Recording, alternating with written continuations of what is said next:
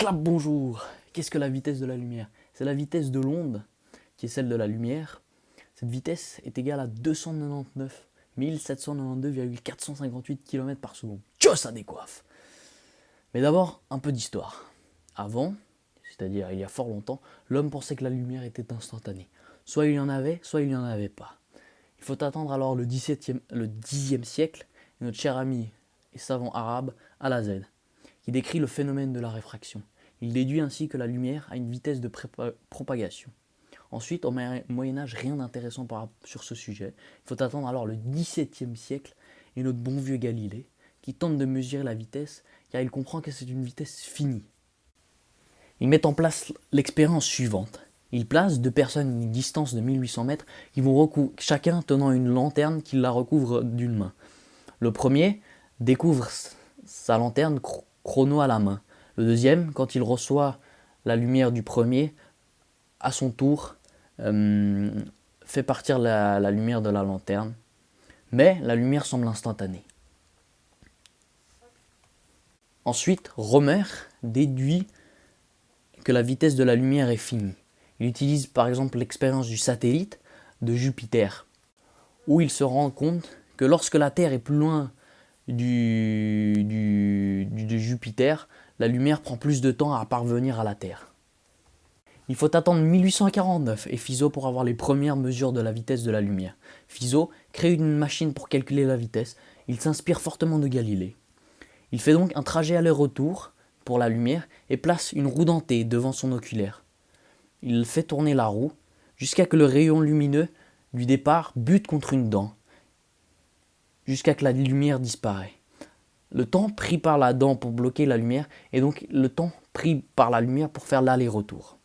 Il calcule donc que la vitesse de la lumière est égale à 315 300 km par seconde. Il sait que ces résultats restent très approximatifs. Pourtant, il reçoit un grand succès et est notamment décoré de la Légion d'honneur. Mais pourquoi cette vitesse de la lumière est-elle si importante? Elle est si importante puisque on la cherche pour déterminer la distance entre la Terre et le Soleil. Elle est donc nécessaire d'être très précis pour avoir une distance précise. Dès lors s'installe une course à la précision. C'est là qu'intervient Foucault. Il utilise un miroir tournant, ainsi qu'une Elliott, d'où la lumière part. Il va ensuite réfléchir, la lumière va ensuite heurter le miroir tournant et ensuite réfléchir sur d'autres miroirs, un à un. La lumière va faire ensuite le chemin en sens inverse jusqu'à un oculaire. Le parcours fait lui 40,4 mètres. Il utilise une mire pour calculer le décalage de la lumière. Ce décalage va donc lui donner un résultat. Il obtient le résultat de 298 000 km par seconde pour la vitesse de la lumière. La course à la précision continue et Cornu rentre dedans. Il choisit la méthode de la roue dentée, mais cette fois-ci il utilise une roue qui tourne plus vite. Elle enregistre aussi continuellement quand la lumière bute contre les dents, ainsi que la vitesse de la roue.